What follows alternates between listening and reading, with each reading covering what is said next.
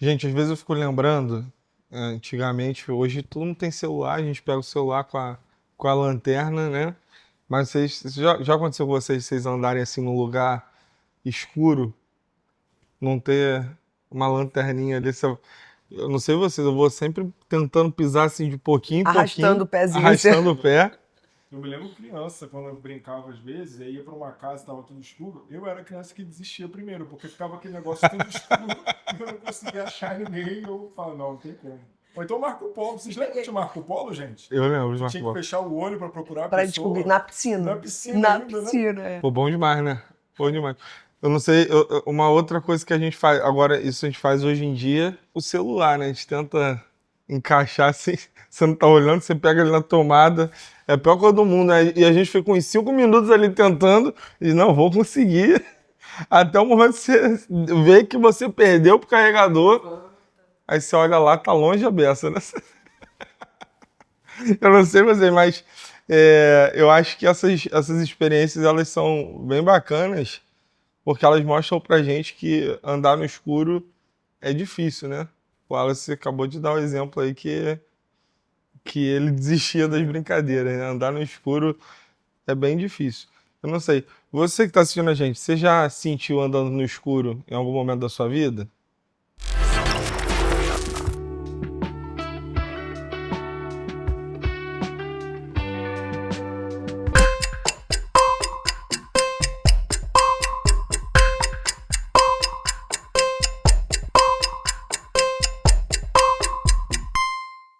E é ruim, né? Porque tem muita gente vivendo assim, né? A gente vê pessoas vivendo uma vida na escuridão mesmo e achando que estão andando bem, né? Às vezes dão um passinho ou outro devagar, mas nitidamente estão vivendo na escuridão, sem certeza do que estão fazendo, sem conseguir realmente avançar naquilo que a gente sabe Quando a que gente está na poderia. escuridão, a gente não consegue andar tão rápido Sim, e tão eficaz quanto a gente faria andando na luz, né? é verdade. E a solução disso está na palavra, né?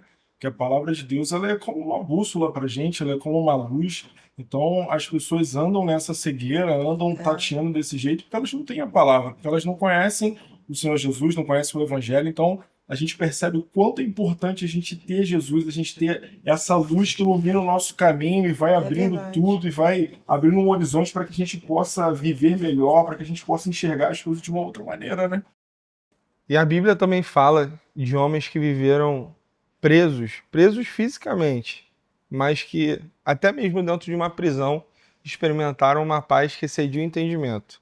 O próprio José, o apóstolo Paulo, que, por exemplo, foi preso depois de fazer a coisa certa, pregar o evangelho. Ele estava preso fisicamente, mas por dentro ele era livre em Jesus. Algumas vezes nós nos encontramos presos pelo pecado.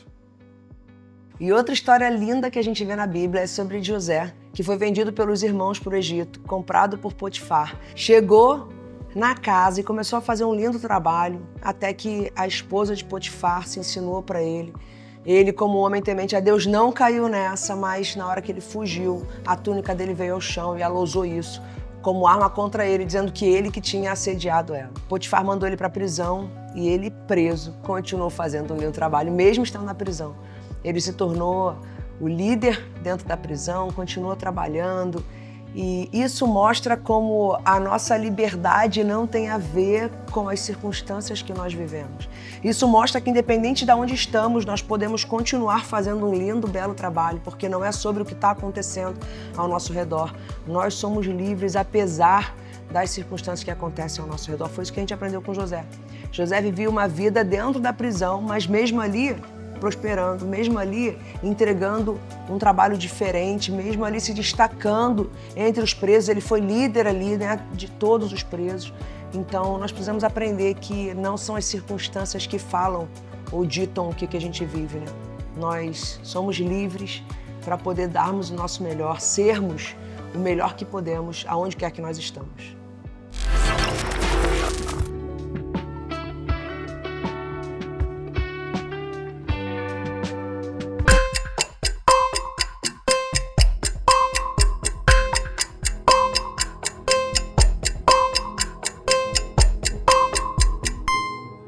Em 2020, no início da pandemia, eu tive um diagnóstico muito difícil, que foi um câncer já com metástase, ou seja, um câncer de mama que já tinha evoluído com metástase para a coluna, para os ossos da bacia, para o fígado.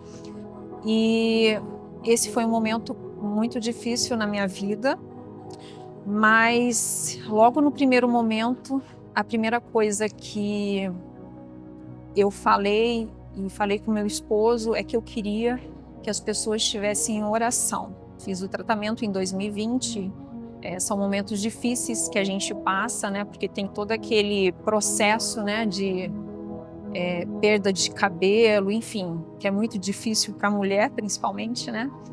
Mas em 2021, falei para o meu esposo, falei para minha família que a gente precisava retornar à igreja, porque até então a igreja estava fechada, né, por conta da pandemia.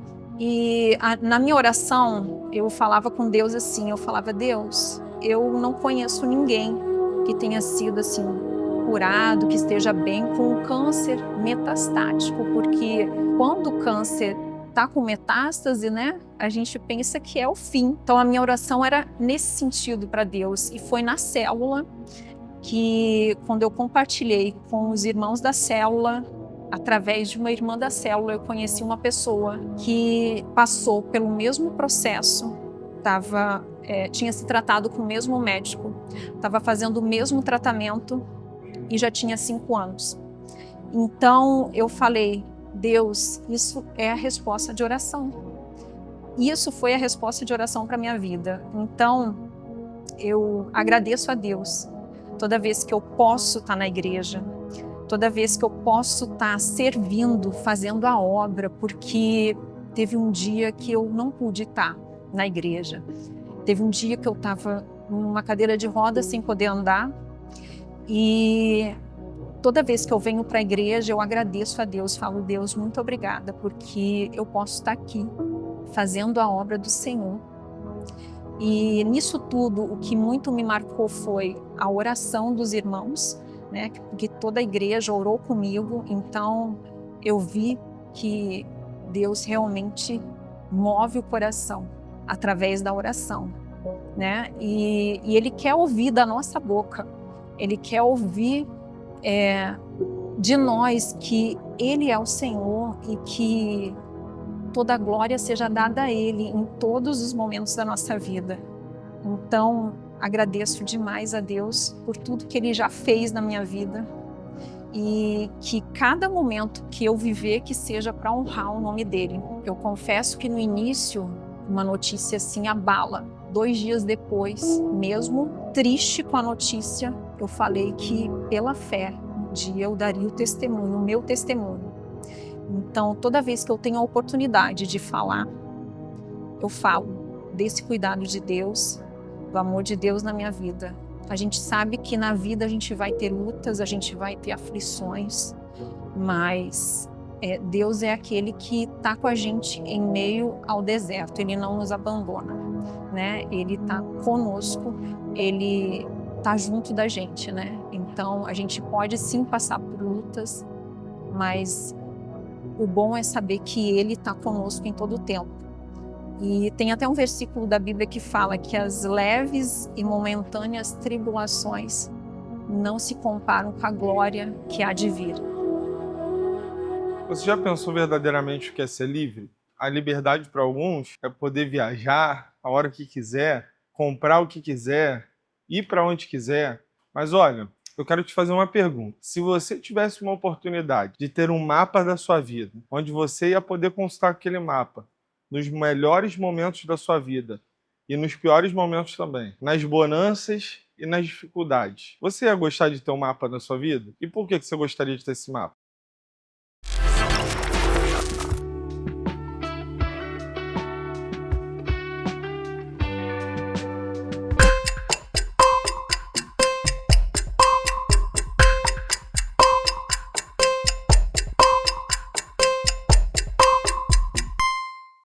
Já posso te dizer que esse mapa existe.